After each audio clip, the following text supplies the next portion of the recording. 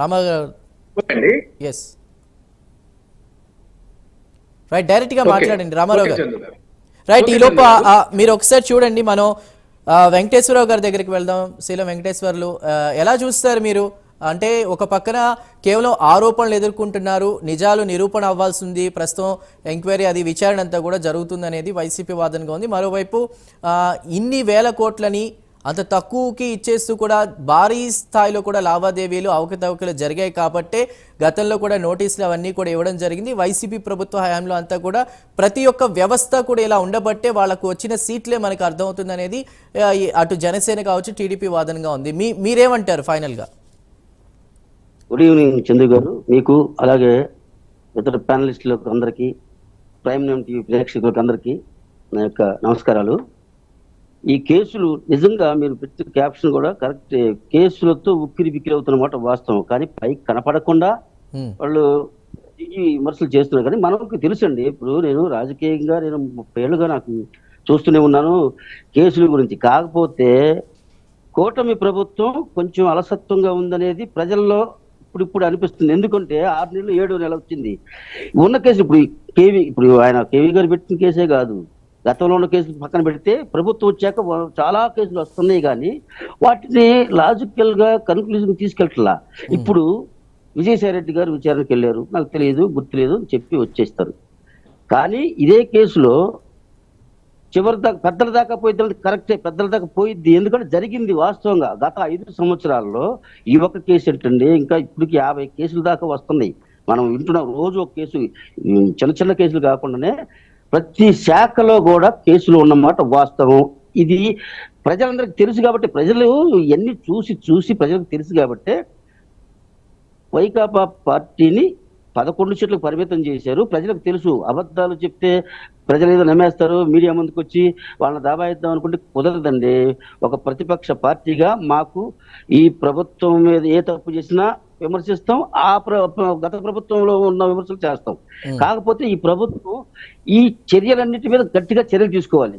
ఉదాహరణకి ఇప్పుడు పబ్లిక్ గా మన కళ్ళ ముందు గత 4-5 సంవత్సరాలుగా జరిగిన కేసుల్లో అనేక మన కళ్ళ ముందు చూసాం. ఆ తురక కిషోర్ ఇద్దరిని హత్య చేయబోయాడు. అలాగే ఇలాంటి రాష్ట్రంలో చాలా జరిగినాయి. విశాఖపట్నం డాక్టర్ గారిని ఏ రకంగా, అసలు ఒక దళిత డాక్టర్ని అయిపోయింది. అది కూడా ఇవన్నీ కేసులు ఎప్పుడు వస్తాయి? అసలు నాయకుల మీద పెట్టిన కేసులు పక్కన పెట్టండి, చిన్న చిన్న కార్యకర్తల మీద కేసులు అల్లాడిపోతున్నారండి రాష్ట్ర వ్యాప్తంగా. మాకు ఒక చిన్న మీటింగ్ పెట్టుకోవడానికి అనుమతి ఇవ్వకుండా ఇబ్బంది పెట్టారు. ప్రజలు ఇబ్బంది పడ్డారు కాబట్టి వాళ్ళకి. కానీ కూటమి ప్రభుత్వం నిజాయితీ నిరూపించుకోవాల్సిన సమయం ఇది. 6 నెలలు వెయిట్ చేశారు. మహా అయితే ఇంక 2-3 నెలలు, సంవత్సరం లోపూరికే ఈ కూటమి ప్రభుత్వానికి కొంచెం, అంటే మీరు వచ్చిన తర్వాత కొన్ని అమలు చేశారు, మంచి సంతోషం, ప్రజలు కూడా కొంతవరకు సాటిస్ఫై ఉన్నారు. కానీ జరిగిన తప్పులకు మరి మీరు 100లో చెప్పారు కదా. 3 పార్టీల నాయకులు, మోడీ గారు కానీ, పవన్ కళ్యాణ్ గారు కానీ, చంద్రబాబు నాయుడు గారు కానీ, ఓ అబ్బా ఇన్ని వేల అవినీతి, ఉసుకలో ఎంత, లేకపోతే భూములు కొట్టేశారు. అసలు పెద్దిరెడ్డి రామచంద్రారెడ్డి గారి ప్రభుత్వం వచ్చిన తర్వాత ఏదైనా కూటమి ప్రభుత్వం ఇప్పుడు ఇన్ని కేసులున్నా ప్రభుత్వం చేయాల్సింది ఏంటి?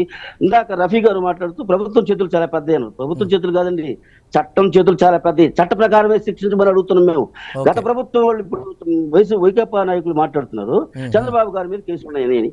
చంద్రబాబు గారి మీద కేసులుంటే గత 5 ఏళ్ళు మీరే ఉన్నారు స్వామి అధికారంలో, శిక్షించాలి. ఈ పాటికి శిక్షలు చేయాలి కదా. అది కాకుండా చంద్రబాబు నాయుడు గారి మీద కేసులు ఇవ్వాలి కాదు, 30-20 కాలయాపన వెంకటేశ్వర గారు కాలయాపన చేయకుండా ఏదైనా త్వరితగతిన పరిష్కారం కావాలి. పరిష్కారం ప్రజలు కావాల్సింది కోరుకుంటుంది ఏంటంటే, ప్రభుత్వం ఇప్పుడు ప్రజలు అయితే ఒక రకంగా కొంచెం రిలీఫ్ గా ఉన్నారు గత 6 నెలలుగా. ఇక్కడ నుంచి ప్రజలు ఓపిక నశించిపోయింది. ఈ కేసులు బయటికి తీయాల్సిందే. తప్పు చేసిన వారిని ఎవరైనా, అది వైకాపానా, లేకపోతే టీడీపీనా, లేకపోతే జనసేన, బీజేపీనా, లేకపోతే ఎవరైనా సరే తప్పు చేసిన వాళ్ళు శిక్ష అనుభవించాల్సిందే. ఇంకొకటండి, ఈ దోచుల డబ్బులు రికవరీ కూడా చేయాలి. చట్టాన్ని, ఆ రకమైన చట్టాన్ని కేంద్ర ప్రభుత్వం, ఇప్పుడు కూటమి ప్రభుత్వమే కేంద్రంలో కూడా ఉంది కాబట్టి, ఎంతకాలం అవినీతి, వేల కోట్లు, లక్షల కోట్లు, వేల కోట్లు అని వింటున్నాం. కానీ మరి ప్రజలకు సాటిస్ఫాక్షన్ ఎక్కడొచ్చింది?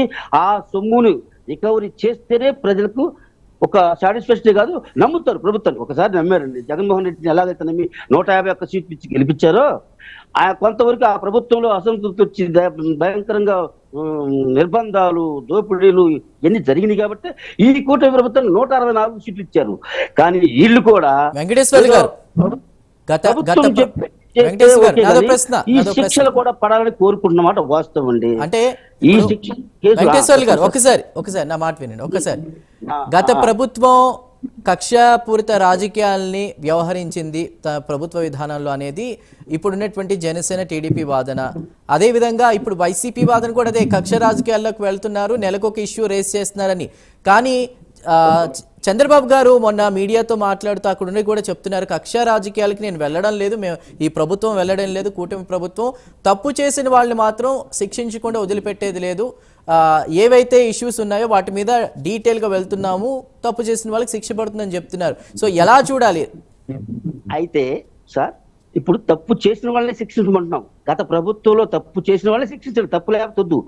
చంద్రబాబు నాయుడు గారు నిదానంగా ఉంటున్నారని ప్రజలు అనుకున్నారు. వాస్తవంగా చట్ట ప్రకారం వెళ్ళాలి, తప్పు చేసిన వాళ్ళ జోలికే వెళ్ళాలి తప్ప, చట్టం ద్వారా వెళ్ళాలి తప్ప, అడ్డగోలుగా గతంలో జగన్మోహన్ రెడ్డి కనుక కనపడ్డ వాళ్ళు జైలు వేసినట్టు చేస్తే ఈ ప్రభుత్వానికి కూడా రేపు 3, 4, 6 సీట్లు వస్తాయి. ఆ మాట కరెక్టే. కానీ వైకాపా నాయకులు లేకపోతే జగన్మోహన్ రెడ్డి గారు చెప్తున్నట్టుగా ప్రభుత్వం వచ్చి నెల రోజులు కాకముందే 100 మానభంగాలు, 100 హత్యలు జరిగిందని చెప్పి ఢిల్లీలో పోయి ధర్నా చేశారు ఆయన. అటువంటిప్పుడు ఎలా నమ్ముతారు? ఇప్పుడు కూడా వైకాపా నాయకులు కూడా నాకు చిన్న సజెషన్ అండి, ఒక రాజకీయ పార్టీగా మీరు కన్స్ట్రక్షన్ గా జరిగిన తప్పులు జరిగినట్టుగా మీరు చెప్తే ప్రజలు నమ్ముతారు. ఇప్పటికైనా జరగని దాన్ని జరిగినట్టుగా బూచీగా భూతత్వంలో పెట్టి ప్రతి దాన్ని పొద్దున్న లేస్తే సాక్షి చూస్తూనే ఉంటాం మేము కూడా. అందులో వాస్తవాలు 10 పైసలు కూడా ఉండవు, 90 పైసలు అన్ని అబద్ధాలు అల్లటమే అన్ని. అలా కాదు, ప్రతిపక్షానికి నమ్మకం కలగాలంటే ముఖ్యంగా ప్రతిపక్షం కన్స్ట్రక్టివ్ ఫలానా చోట జరిగింది, ఇది మీ తప్పు ప్రభుత్వం అని చెప్పి నిలదీయాలి, అవసరమైతే రోడ్ల మీదకి రావాలి.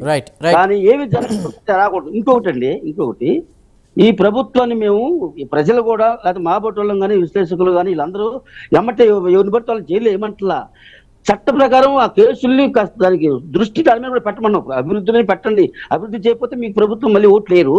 అలాగని అచ్చం అభివృద్ధి చూసుకుంటే గతంలో చూసాం కదా, గత 30 ఏళ్ళుగా రాజకీయాలు చూస్తున్నామండి. కనీసం ఇప్పుడు జనరేషన్ మారిపోయింది, కొత్త జనరేషన్ యువకులంతా యువతరం వచ్చిన తర్వాత జరిగిన తప్పుకు న్యాయం జరగాలి, వాళ్ళ దగ్గర రికవరీ పెట్టాలి. ఇది ప్రజల సొమ్ము, మన సొమ్ము, భూములు, గనులు, ఉచిత మద్యం అన్నింటిలో దోపిడీ జరిగిందని ఎన్ని ఆరోపణలు చేసినప్పుడు కనీసం ఒక్క కేసులో రికవరీ పెట్టండి. రైట్ వెంకటేశ్వర్ గారు, ఇంకా 4.5 సంవత్సరాల టైం ఉంది, చూద్దాం. వాళ్ళ ప్రభుత్వం ఉంది కాబట్టి సమయం ఇద్దాం. రైట్ వెంకటేశ్వర్ గారు, మళ్ళీ మీ దగ్గరికి వస్తా. వంశీ గారు ఏమంటారు? అంటే కేవలం ఆరోపణలు చేస్తున్నారు, ఎవరైతే వెంకటేశ్వరరావు ఉన్నారో ఆయన మీద పరువు నష్టం దావా వేస్తానంటూ విజయసాయి చెప్తున్నారు. మొత్తం మీద చూసుకుంటే గనక అసలు ఇందులో పెద్ద హస్తాలు ఉన్నాయన్న దానికి అంటే ఇందాక మన రఫీ గారు వీళ్ళు చెప్తున్నారు, లేదా మీరు చెప్పిన దాన్ని బట్టి చూస్తే అలాంటిది ఏం లేదు, కేవలం ఈ ప్రభుత్వం కక్షపూరితంగా వెళ్తుందనేటువంటి వాదన కూడా మనం వింటున్నాం. మీరేమంటారు దీనికి సంబంధించి? వైసీపీ వాళ్ళ వాదన ఎలా ఉందంటే, ఎవడైనా దొరికితే దొంగ, దొరకపోతే దొర అన్నట్టు వాళ్ళు అందరితో లావాదేవీలు చేపిస్తా ఉన్నారు, అందరితో స్కాములు చేపిస్తా ఉన్నారు. తీరా వాళ్ళు పట్టుబడితే మటుకు వాళ్ళకు మాకు సంబంధం లేదు, మేము ఎప్పుడు వాళ్ళు ఫోన్ లో మాట్లాడలేదు, డైరెక్ట్ గా చూడలేదు, వాళ్ళు ఎవరో మాకు తెలియదు, వాళ్ళ కమల్ హాసన్ యాక్టింగ్ వాళ్ళకే తగును. ఈ రోజు ఆర్జీవి గారు ఉన్నారు, పోసాని కృష్ణమూర్తి గారు ఉన్నారు, శ్రీరెడ్డి గారు ఉన్నారు, వర రవీందర్ రెడ్డి గారు ఉన్నారు. వీళ్ళందరూ సోషల్ మీడియాలో ఎంత దాడి చేసినారు, ఎలా మార్ఫింగ్ చేసి పోస్టింగ్లు పెట్టి ఈ విధంగా చేసినారు అనేది మనకు తెలిసిన విషయమే. వీళ్ళందరినీ తీరా మనం కేసుల్లో పెట్టి లోపల వేసేటప్పటికీ వాళ్ళకు మాకు సంబంధం లేదంటారు. నిన్నటికి మొన్న ఏమంటున్నారు, ఈ విజయసాయి రెడ్డి గారి అంశం కూడా తీసుకుంటే శాంతి ఎవరో నాకు తెలియదు అంటారు. అది వాళ్ళకి సహజం అండి. వాళ్ళు స్కాములు చేస్తారు, లావాదేవీలన్నీ నడుపుతారు, తీరా ఆ మనిషి పట్టుబడి ఎవరినో ఒకరిని ఇరికిచ్చేసి మనం బయట పడిపోవాలనే ఉద్దేశంతో వాళ్ళ వ్యవహార శైలి ఎప్పుడు అట్టే ఉంటుంది. కూటమి ప్రభుత్వానికి ఖచ్చితంగా చిత్తశుద్ధి ఉంది. ఏ ఒక్క స్కామ్ కానీ ఏ ఒక్క స్కీమ్ మొత్తం పట్టుకుంటాం, పక్కా ఆధారాలతో వాళ్ళని జైల్లో వేస్తాం. ఇక్కడ 2 కాంబినేషన్లు నడుస్తాం ఆంధ్రాలో.